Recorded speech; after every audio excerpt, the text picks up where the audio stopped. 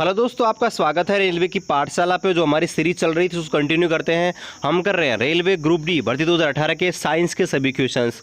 अब दोस्तों ये जो क्वेश्चन है ना आपको बहुत ही इंपॉर्टेंट है अगर आपने 2019 का रेलवे एनटीपीसी ग्रुप डी का फॉर्म भरा है तो, क्योंकि दोस्तों इतिहास है ना सब चीज़ का पता होना चाहिए।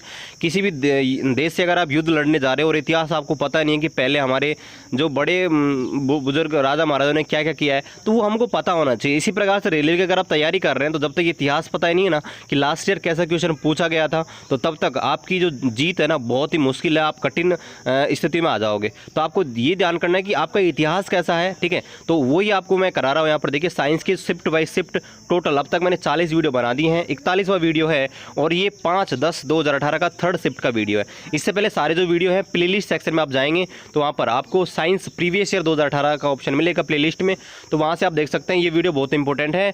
2018 वाली वैकेंसी के साइंस आप सोचना 50% तो यूँ की यूँ आएगी और जो बाची हुई है वो आपकी संख्या चेंज होकर यूँ की यूँ आने वाली है। और पीडीएफ के लिए आपको बता दूं पीडीएफ है बहुत जल्दी अपलोड हो जाएगी। मैंने जो वेबसाइट डेवलपर है उसको दे दिया है तो अप्रॉक्स 10-11 बजे तक वेबसाइट अपलोड हो जाएगी। जैसे आपके पास वीडियो आएगा तब तक यहाँ पर अपलोड हो जाएगी। मैं टेलीग्राम पे आपको यहाँ पर अपडेट दे दूँगा। 40 शिफ्ट की जो अब तक की जो पीडीएफ है वो मैंने आपको वीडियो सॉल्यूशन के सहित, ठीक है। अगर आपको कुछ ही प्रॉब्लम है तो वीडियो सॉल्यूशन आप देख सकते हैं, वो मैंने अपलोड कर दूंगा 1-2 घंटे में, तो उसके लिए आप स्टे ट्यून कीजिएगा। तो चलिए शुरू करते हैं आज के इस वीडियो को।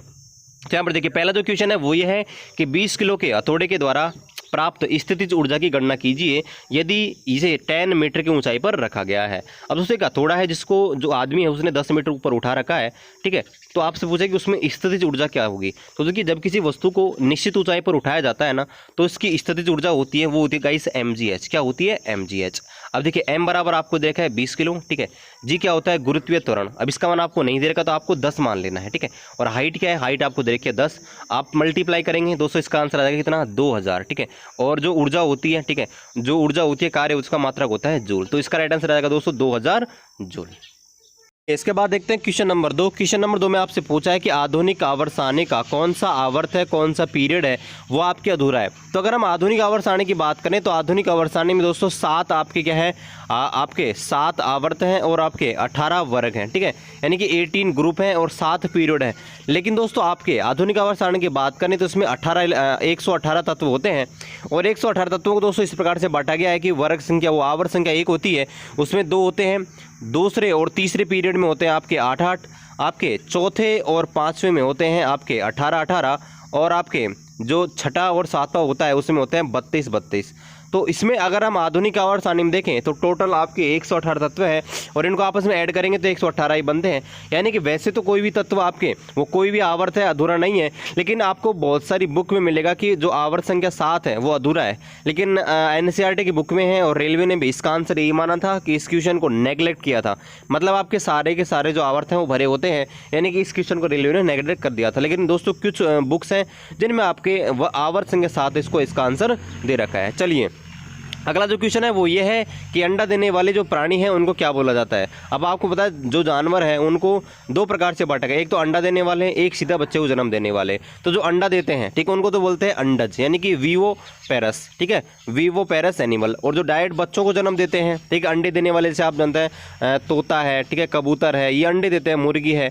और ऐसे जीव जो सीधे बच्चों को जन्म देते हैं कि हम हैं, ठीक है, मैं बहुत सारे भैंस है, बकरी है, ठीक है, ये आपके आते हैं आपके जरायुज में, जिनको बोलते हैं ओवी पैरस। क्या बोलते हैं ओवी पैरस। तो आपसे पूछे अंडा देने वाले, तो अंडा देने वाले को बोलते हैं अंडस। क्या बोलते हैं अंडस। चलिए अगला क्वेश्चन देखते हैं कि 20 किलो की द्रव्यमान की एक वस्तु 10 मीटर प्रति सेकंड के वेग से चल रही है तो इसकी गतिज ऊर्जा क्या होगी। अब देखिए गतिज ऊर्जा के बारे में भी आपको बताया था।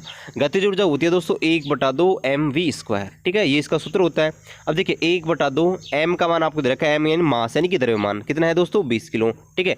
v का मान है वेग, वेग क्या है 10 का स्क्वायर करेंगे तो 10 का स्क्वायर हो जाएगा 100, इसको काटेंगे 2 से, ये आ जाएगा 10 और ये हो जाएगा 100, तो 100 × 10 बराबर आ जाएगा दोस्तों इसका आंसर 1000 जूल। क्या आ जाएगा दोस्तों इसका आंसर 1000 जूल। चलिए अगला क्वेश्चन देखते हैं कि विकासवाद के सिद्धांत के अनुसार हमारी जो संरचना है किसके अनुरूप है।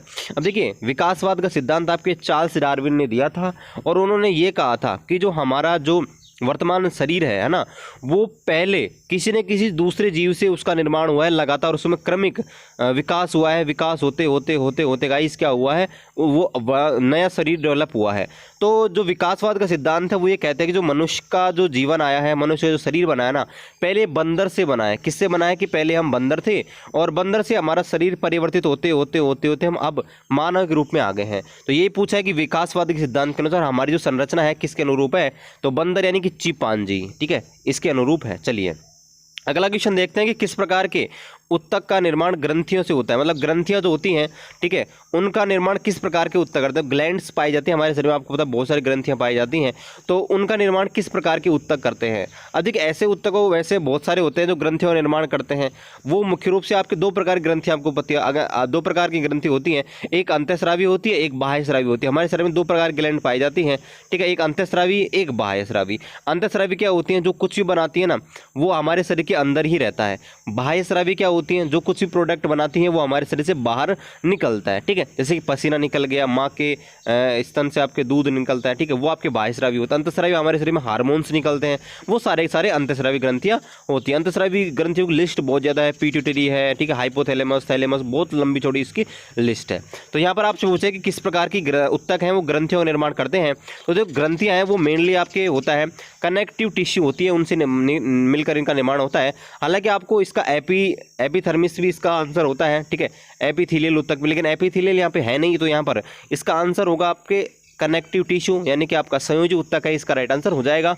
वैसे हम जब आपको टिश्यू पढ़ाएंगे आज के वीडियो में इवनिंग में, तब आपको इसके बारे में और डिटेल से मैं बता दूंगा। चलिए अगला क्वेश्चन देखिए, आपको दो स्टेटमेंट दे रखे हैं और दो स्टेटमेंट पे आपसे पूछा कि कौन सा स्टेटमेंट सही है और कौन सा गलत है। तो पहला आपको दे रखा है कठोरता के बारे में, हार्डनेस के बारे में, यानी हार्डनेस की डेफिनेशन दे रखी है। देखिए उच्च दबाव में आयतन को घटाने वाला पदार्थ का गुण होता है और ये मुख्यतः वायु के द्वारा प्रदर्शित किया जाता है, बिल्कुल गलत है। दूसरा दे रखा है तरलता क्या होती है, यह बहने का गुण होता है, बिल्कुल सही है, और यह मुख्यतः वायु और द्रव के द्वारा प्रदर्शित किया, मतलब दूसरा आपके सही है। तो पहला तो गलत है, दूसरा आपका सही है, मतलब केवल दूसरा सत्य है, ये इसका राइट आंसर हो जाएगा। अगला जो क्वेश्चन है वो ये है कि कार्बन का कौन सा अपर रूप नहीं है, यानी कि एलोट्रोप्स पूछा है कि कार्बन का एलोट्रोप्स कौन सा नहीं है। तो आपको पता है कार्बन के दो प्रकार के अपर रूप होते हैं, एक होता है क्रिस्टलीय, एक होता है अक्रिस्टलीय। तो क्रिस्टलीय में आपके आते हैं हीरा, ग्रेफाइट, फुलरीन, ठीक है, तो इसमें देख लीजिए हीरा है, ग्रेफाइट है, फुलरीन है, मतलब कोयला इसका आंसर हो जाएगा। कोयला आपका एक अपर रूप नहीं होता, एलोट्रोप नहीं होता। चलिए अगला जो क्वेश्चन है वो ये कि धातुएं होती हैं, विद्युत की क्या होती है, अच्छी चालक होती है, मतलब सुचालक होती है। तो आप सोचे क्यों होती हैं, मतलब उनमें कौन सी चीज़ होती है जो ढीली बंधी होती है। अब दोस्तों जो आपको बताऊं, जो चालकता होती है ना किसी पदार्थ में, वो होती है उनमें मुक्त इलेक्ट्रॉन की वजह से।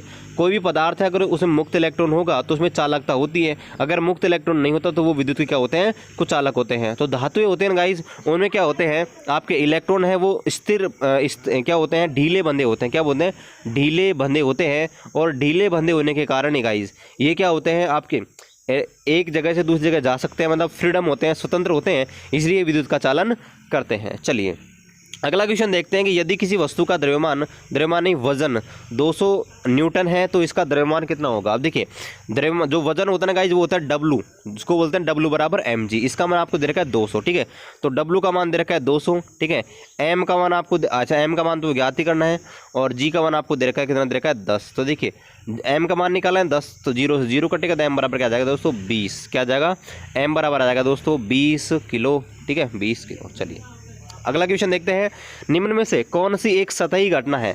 सतही परिघटना का मतलब जो सरफेस पर होती है, ठीक है, यानी कि ऐसी परिघटना जो सरफेस पर होती है, सतह पर होती है। तो आपको पता है जो वाष्पीकरण होता है, ठीक है, वाष्पीकरण, एवोपोरेशन, ठीक है, एवोपोरेशन, तो ये आपके सतह पर होने वाली घटना होती है, तो ये इसका राइट आंसर हो जाएगा। चलिए अगला क्वेश्चन देखते हैं कि वह तापमान क्या कहलाता है जो एक ठोस वस्तु होती है वायुमंडलीय दाब पर पिघलकर द्रव अवस्था में बदल जाती है। मतलब आपसे पूछा कि किसी भी ठोस का वायुमंडलीय दाब पर द्रव अवस्था में बदलना क्या कहलाता है। तो दोस्तों मैं आपको सबके बारे में बताता हूँ क्या क्या होते हैं। देखिए गलनांक होता है किसी भी ठोस का द्रव में बदलना, तो ये इसका राइट आंसर है। दूसरा होता है क्वथनांक। क्वथनांक आपके क्या होता है, क्वथनांक होता है किसी भी द्रव का क्वथनांक होता है किसी भी द्रव का किसी गैस में बदलना, ठीक है। उसके बाद होता है हिमांक। हिमांक क्या होता है किसी भी आपके द्रव का इसी शुरू से ठोस में बदलना, मतलब जैसे आपकी बर्फ़ होती है, ठीक है, वो कितने डिग्री सेल्सियस पर पानी में वो मतलब बर्फ़ में बदल जाती है, जो पानी है वो कितने डिग्री सेल्सियस पर आपके बर्फ़ में बदल जाता है, तो उसको बोलते हैं हिमांक। ठीक है, यानी कि आपका फ्रीजिंग पॉइंट ठीक है, तो मतलब किसी भी द्रव का ठोस में कन्वर्ट हो जाना। इसके बाद गुप्त ऊष्मा क्या होती है?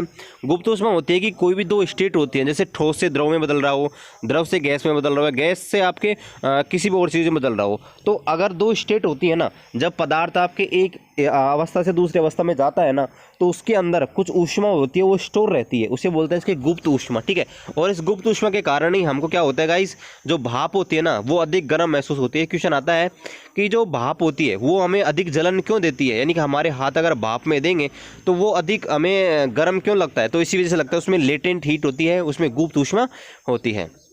चलिए अगला क्वेश्चन देखते हैं कि ऑक्सीजन की मदद से, यानी कि ऑक्सीजन की उपस्थिति में ग्लूकोज जो होती है C6H12O6। ठीक है, तो ऑक्सीजन की उपस्थिति में जो ग्लूकोज होती है वो कार्बन डाइऑक्साइड और H2O इसमें टूट जाती है, मतलब इसमें विघटित हो जाती है। तो इस प्रोसेस को क्या बोलते हैं? ठीक है, तो इस प्रोसेस को बोलते हैं दोस्तों ऑक्सी श्वसन। क्या बोलते हैं? ऑक्सी श्वसन।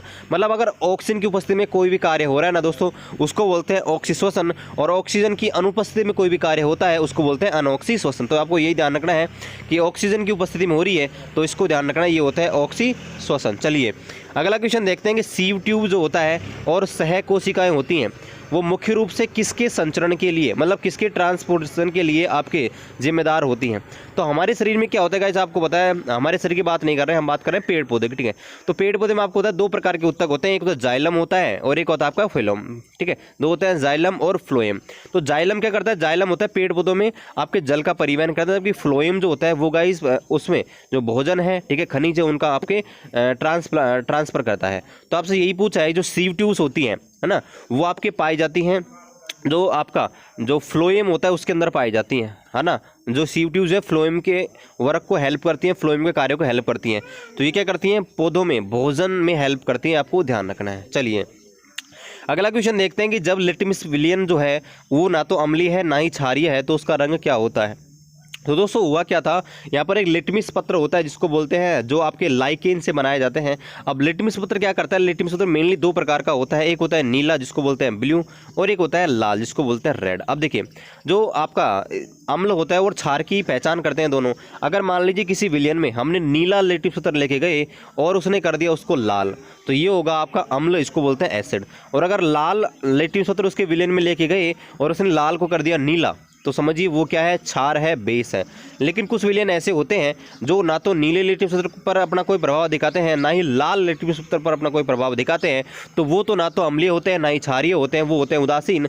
तो ऐसे जो आपके लवण होते हैं वो गाइज आपके बैंगनी प्रकार के लिटमस विलियन को प्रदर्शित करते हैं, मतलब उनका जो विलियन हो जाता है वो आपका बैंगनी रंग का कन्वर्ट हो जाता है, ना तो लाल होता है ना ही नीला होता है। चलिए अगला क्वेश्चन देखते हैं कि कोई वस्तु 4 सेकंड में 20 मीटर की दूरी और अगले 2 सेकंड में 10 मीटर की दूरी और अगले 4 सेकंड में 30 मीटर की दूरी तय करती है, तो इसकी औसत चाल क्या है? तो दोस्तों औसत चाल होती है वो होती है कुल दूरी बटे कुल समय, यानी कि total distance upon total time. ठीक है, तो टोटल डिस्टेंस कितनी होगी? देखो 20 मीटर, 10 मीटर और 30 मीटर, 30, 40, 50, 60। ठीक है, और टोटल टाइम कितना होगा? 4 सेकंड, 2, 6 सेकंड और 6, 4, 10 सेकंड। ठीक है, तो इसको आप भाग लगाएंगे तो आ जाएगा 6 मीटर प्रति सेकंड, 6 मीटर प्रति सेकंड इसका राइट आंसर आ जाएगा। चलिए अगला जो क्वेश्चन है वो ये कि कौन सा तत्व होता है वो ठंडे जल से भी बहुत तीव्रता से रिएक्शन करता है? तो आपको पता है सोडियम होता है वो जल से बहुत तीव्रता से अभिक्रिया करता है, इसलिए जल को आपको वो जो आपका सोडियम होता है उसको जल में ना रखकर केरोसिन के अंदर रखा जाता है। ठीक है,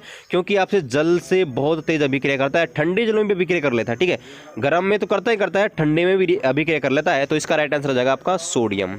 चलिए अगला क्वेश्चन देखते हैं कि हाइपरमेट्रोमिया से पीड़ित व्यक्ति होता है वो किस लेंस का उपयोग करता है? तो हाइपरमेट्रोमिया रोग क्या होता है दोस्तों?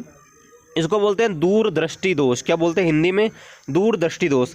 इस दोष में क्या होता है, जो व्यक्ति होता है उसको दूर की वस्तुएं तो साफ दिख जाती हैं। मान लीजिए ये आदमी यहाँ पे खड़ा हुआ है तो उसको 50 मीटर की दूरी पर अगर कोई चीज़ वाहन आता दिख रहा है ना, वो तो आपको स्पष्ट दिख जाएगा, लेकिन 5 मीटर की दूरी पर कोई पुस्तक रखी है, कोई चीज़ रखी है ना, वो उसको साफ दिखाई नहीं देती। मतलब ऐसी बीमारी को बोलते हैं आपके हाइपरमेट्रोमिया। ठीक है, यानी कि पास की वस्तु तो आपके होती दिखती नहीं है लेकिन दूर की दिख जाती है। ठीक है, इसको बोलते हैं दूरदृष्टि दोष, यानी कि दूर की दिख जाती है, पास की नहीं दिखती है। तो दोस्तों इसके लिए काम में ले जाता है उत्तल लेंस, तो उत्तल लेंस करता क्या है कि आपके मान लीजिए कोई व्यक्ति, उसको दूर की वस्तु दिख रही है, तो उत्तल लेंस क्या करता है, प्रकाश की किरणों को एक स्थान पर फोकसित कर देता है। तो क्या करता है, आपके उत्तल लेंस का चश्मा लगाया जाता है, जिससे प्रकाश की किरणें पास में ही फोकसित हो जाती है और उससे पास की चीज़ें दिखने लग जाती हैं। चलिए अगला जो क्वेश्चन उसको देखते हैं कि 3 तत्व आपको दे रखे हैं एक्स वाई जेड और उनके इलेक्ट्रॉनिक विन्यास, इलेक्ट्रॉनिक कॉन्फ़िगरेशन आपको दे रखे हैं। देखिए जो एक्स है उसका दे रखा है 2 8 7, जो वाई है उसका दे रखा है 2 8 2 और तीसरा जेड दे रखा है उसका दे रखा है 2 8 8। अब देखिए इलेक्ट्रॉनिक विन्यास से क्या चीज़ें पता लगा सकते हैं। मैंने आपको इलेक्ट्रॉनिक विन्यास के बारे में बताया था। देखिए इलेक्ट्रॉनिक विन्यास है ना, उससे हम बहुत सारी चीज़ें पता लगा सकते हैं। पहला कि इनका आवर्त क्या है। अब देखिए आवर्त अगर पहचानना है आपको कि किसी भी तत्व का इलेक्ट्रॉनिक विन्यास देखकर आवर्त पहचानना है, तो देखिए जो ये आपके कोष्ठक के अंदर जितने कॉलम बनाने के उनको आप देख लीजिए 1 2 3, मतलब ये भी तीसरा आवर्त का है, ये भी तीसरा का है, ये भी तीसरा का है। इसके अलावा इनके वर्ग की भी पहचान कर सकते हैं। वर्ग की पहचान कैसे करेंगे, अगर उसके अंतिम कोष में 1 इलेक्ट्रॉन है तो पहले वर्ग का है, अगर 2 इलेक्ट्रॉन है तो दूसरे का है, अगर 3 है तो 3 से आप स्टार्ट करिए डायरेक्ट 10 जोड़ दिए, मतलब ये 13वें का है। अगर उसके अंतिम कोष में 4 इलेक्ट्रॉन है तो 14 वर्ग का है, 5 है तो 15 वर्ग का है, अगर 6 इलेक्ट्रॉन है तो 16 वर्ग का है, 7 है तो 17 वर्ग का है और 8 इलेक्ट्रॉन अंतिम कक्षा में तो 18वें वर्ग का वो तत्व है। तो ये चीज़ हम इलेक्ट्रॉनिक विन्यास से देखकर पता लगा सकते हैं। ठीक है, अब आपसे ये पूछा है कि आपको दे रखा है जेड के बारे में, क्या आप बताइए कि जेड है ना, जो तत्व जेड है वो किस से संबंधित है। तो आप देखिए जेड को, जेड का इलेक्ट्रॉन विन्यास है 2 8 8, यानी कि इसका अंतिम इलेक्ट्रॉन विन्यास है 8। और मैंने अभी आपको बताया था जो अंतिम इलेक्ट्रॉन विन्यास होता है 8, उससे ये पता लगता है कि ये आपके 18वें वर्ग का तत्व है। किसका वर्ग है, 18वें तत्व का वर्ग है। तो अब आपको पता होना चाहिए 18वें वर्ग के तत्व क्या बोलते हैं, उनको बोलते हैं निष्क्रिय तत्व, यानी कि इनर्ट गैस, शून्य समूह, नोवल समूह, उत्कृष्ट गैस विन्यास, इसके बहुत नाम है। ठीक है, तो इसका राइट आंसर आ जाएगा निष्क्रिय गैस। चलिए अगला क्वेश्चन देखते हैं। 2 किलो की एक वस्तु है, उससे 150 मीटर प्रति सेकंड के वेग से एक 30 ग्राम की गोली छोड़ी जाती है। तो आपसे पूछा कि बंदूक का प्रतिघाती वेग होगा वो क्या होगा, यानी कि एक बंदूक है कितने किलो की, 2 किलो की, उससे हमने गोली चलाई कितने ग्राम की, 30 ग्राम की, और वो गोली है वो 150 मीटर की स्पीड से आगे की ओर चली गई। लेकिन होगा क्या, जैसे आपको पता है क्रिया प्रतिक्रिया का रूल इस पर लगता है ना गाइस, तो गोली तो आगे की ओर भगेगी, तो होगा क्या, बंदूक है ना पीछे की ओर एक बल महसूस करती है, एक धक्का महसूस करती है। तो वही आपसे पूछा कि कितनी स्पीड से वो पीछे की ओर हटेगी। तो देखिए जो तीसरा समय आपका जो न्यूटन ने जो गति का तीसरा समय नियम दिया था उसमें उन्होंने बोला था कि क्रिया प्रतिक्रिया का रूल होता है और उसमें संवेग संरक्षण की पालना होती है। तो संवेग संरक्षण क्या होता है, m1 v1 बराबर m2 v2। ठीक है, तो यहाँ पर संवेग होता है p बराबर m, यानी कि पहले जो संवेग होगा वो बराबर होगा और क्रिया के बाद जो संवेग होगा वो भी बराबर होगा। अब देखिए m1 v1 बराबर m2 v2, तो देखिए m1 क्या है, m2 और v2 क्या मानेंगे आप, तो m1 है बंदूक का द्रव्यमान, v1 क्या है बंदूक का वेग, m2 क्या है गोली का द्रव्यमान और v2 क्या है गोली का वेग। तो देखिए इसको हल करते हैं। देखिए m2 आपको दे रखा है 2 किलो की बंदूक है, v1 का मान आपको दे ही नहीं रखा। ठीक है, m2 का मान आपको दे रखा है गोली का द्रव्यमान कितना है 30 ग्राम, तो 30 ग्राम को हम भाग लगाएंगे 1000 क्योंकि किलोग्राम बदलना है ना। ठीक है, और v1 क्या है गोली का वेग कितना है 150। तो देखिए ये 0 से ये 0 गया, ये 0 से ये 0 गया, और देखिए 15 × 3 करेंगे कितना आ जाएगा, 15 × 45। ठीक है 45, और 45 में 2 का भाग लगाएंगे, वो 45 में 10 का भाग लगाएंगे। ठीक है, और ये 2x बराबर आ जाएगा 2x बराबर आ गया दोस्तों 4.5। क्या आ जाएगा, 2x बराबर आ गया 4.5। तो x का मान कितना आ जाएगा, इस x का मान आ जाएगा 2.25 और 2.25 मीटर प्रति सेकंड का राइट आंसर आएगा। लेकिन आपको एक चीज़ और ध्यान रखनी है कि आंसर है वो माइनस में आएगा, यानी कि माइनस का 2.25 क्या आएगा दोस्तों, माइनस का 2.25। और माइनस क्यों आएगा, क्योंकि दोस्तों बंदूक है ना वो पीछे की ओर हटती है, यानी कि प्रतिघाती वेग लगता है, प्रतिक्रिया बल लगता है, और प्रतिक्रिया बल नेगेटिव बल होता है। ठीक है, तो उसका मान आपको ध्यान रखना है। अगर ऑप्शन में -2.25 है तो वही ऑप्शन आपको टिक करना है। चलिए अगला क्वेश्चन देखते हैं कि उत्क्षिप्त बल और जो भार होते हैं वो कहाँ कार्य करते हैं। आप कन्फ्यूज हो रहेंगे उत्क्षिप्त बल होता क्या है। तो दोस्तों उत्क्षिप्त बल है ना उसको बोलते हैं आपका आर्किमिडीज ने दिया था ना, आर्किमिडीज ने सिद्धांत दिया था। ठीक, उत्प्लावन बल बोलते हैं इसको हिंदी में ना, इसका ट्रांसलेशन थोड़ा सा ऐसे ही है, इसको उत्प्लावन बल बोलते हैं। ठीक है, अब इंग्लिश ट्रांसलेशन में थोड़ा सा गलत हो सकता है। ठीक है, इसको बोलते हैं उत्प्लावन बल। अब मैं आपको बताता हूँ उत्प्लावन बल होता क्या है। तो जब किसी वस्तु को ना पानी के अंदर डुबोया जाता है ना तो एक बल लगता है जो इस वस्तु को ऊपर की ओर धकेलता है। मान लीजिए आप तैरना नहीं जानते ना, तो आप अगर पानी के अंदर एक बार ड्रॉप लगाओगे, मतलब डुबकी लगाओगे ना, अगर आप घुसोगे तो एक बल आपको एक बार ऊपर की ओर फेंक देगा। ठीक है, तो आपने देखा होगा किसी वस्तु को, जैसे हम लकड़ी लकड़ी को किसी पानी के अंदर डाल दें तो ऊपर तैरती रहती है, तो वो आपके उत्प्लावन बल के कारण ही तैरती रहती है। तो यहाँ पर देखिए उत्प्लावन बल कि कहाँ लगता है, ऊपर की ओर। कहाँ लगता है उत्प्लावन बल, ऊपर की ओर। आपको पता है जो द्रव उसके ऊपर की ओर लगता है, ठीक है। और जो भार होता है, भार क्या होता है, W बराबर mg, ठीक है। अब भार क्या है, अब देखिए भार अगर किसी वस्तु में भार है तो नीचे की ओर गिरेगी ना, आपको पता है 2 किलो की वस्तु उसको आप छोड़ दीजिए तो नीचे की ओर गिरेगी। मतलब भार में होता है गुरुत्वाकर्षण त्वरण जो कि वस्तु को नीचे की ओर ले जाता है। तो आपसे पूछा है कि उत्प्लावन बल और भार्य होते हैं वो कहाँ कार्य करते हैं, तो आपको पता है उत्प्लावन तो ऊपर की ओर कार्य करता है और भार करता है नीचे की ओर। मतलब ये एक दूसरे की विपरीत डायरेक्शन में काम करते हैं, अपोजिट डायरेक्शन में काम करते हैं। चलिए अगला जो क्वेश्चन है बिल्कुल सिंपल सा क्वेश्चन है कि बुझे हुए चूने का रासायनिक नाम क्या है। तो 2 प्रकार का चूना होता है, एक होता है बिना बुझा हुआ चूना जिसको बोलते हैं CaO, और एक होता है बुझा हुआ चूना जिसको बोलते हैं CaOH2। यानी कि कैल्शियम ऑक्साइड होता है बिना बुझा हुआ और कैल्शियम हाइड्रोक्साइड होता है बुझा हुआ। तो आपसे बिना बुझा हुआ, आपसे पूछा बुझा हुआ, तो बुझा हुआ का राइट आंसर आ जाएगा ऑप्शन नंबर सेकंड। चलिए अगला जो क्वेश्चन है वो ये है कि 10 वोल्ट के विभवांतर वाले 2 बिंदुओं के बीच 5 कूलाम आवेश को स्थानांतरित करने में किया गया कार्य ज्ञात कीजिए। अब दोस्तों ये आपकी विभव की जो परिभाषा है ना वो उसी से ही है, विभव और विभवांतर है ना उसकी परिभाषा है। तो विभव की परिभाषा क्या बोलती है कि किसी अनंत बिंदु, किसी अनंत जगह से किसी भी एकांक धनावेश को लाने में जो किया गया कार्य होता है ना उसको बोलते हैं विभव। यानी कि विभव क्या होता है, विभव और विभवांतर की सेम ही डायरेक्शन होती है, ठीक है। तो मैं आपको लिखता हूँ विभवांतर की जो परिभाषा होती है, विभवांतर की परिभाषा होती है किया गया कार्य बटे आवेश, ठीक है। यानी कि विभवांतर बराबर होता है वर्क बटे आपके आवेश यानी कि आपके चार्ज, ठीक है। तो यहाँ पर देखिए विभवांतर बराबर होता है आपके कार्य बटे आवेश। तो आपसे कार्य का मान पूछा तो कार्य क्या होगा, ये दोनों आपके क्रॉस मल्टीप्लाई हो जाएंगे, यानी तो W बराबर हो जाएगा, ठीक है, वो W बराबर हो जाएगा आपके V और Q, क्या हो जाएगा VQ। तो V का मान क्या है 10 वोल्ट और यहाँ पर आवेश है वो दोस्तों कितना है 5, तो इसको मल्टीप्लाई करेंगे कितना आ जाएगा दोस्तों 50 आंसर इसका आएगा। और कार्य होता है तो कार्य की जो मात्रा जो होता है वो तो होता है जूल, तो 50 जूल इसका राइट आंसर हो जाएगा। चलिए अगला क्वेश्चन देखते हैं कि एक मजदूर है भूमि से 10 किलो के एक सामान को उठाकर अपने सिर पर 1.1 मीटर ऊंचाई पर रखता है, ठीक है। तो आपसे पूछा कि इस स्थिति में किया गया कार्य क्या होगा। तो देखिए सामान उठाने में जो किया गया कार्य होता है ना, अगर हाइट में चेंज होता है ना गाइज, वो हमेशा होता है स्थितिज ऊर्जा के बराबर mgh के। तो m बराबर है आपके 10 किलो, ठीक है, g बराबर आपको 10 होता है, ठीक है, अगर नहीं दे रखा तो मान लीजिए, और हाइट आपको देखिए 1.1। तो आप मल्टीप्लाई कर दीजिए सबको, 10 × 11 बराबर होता है 110।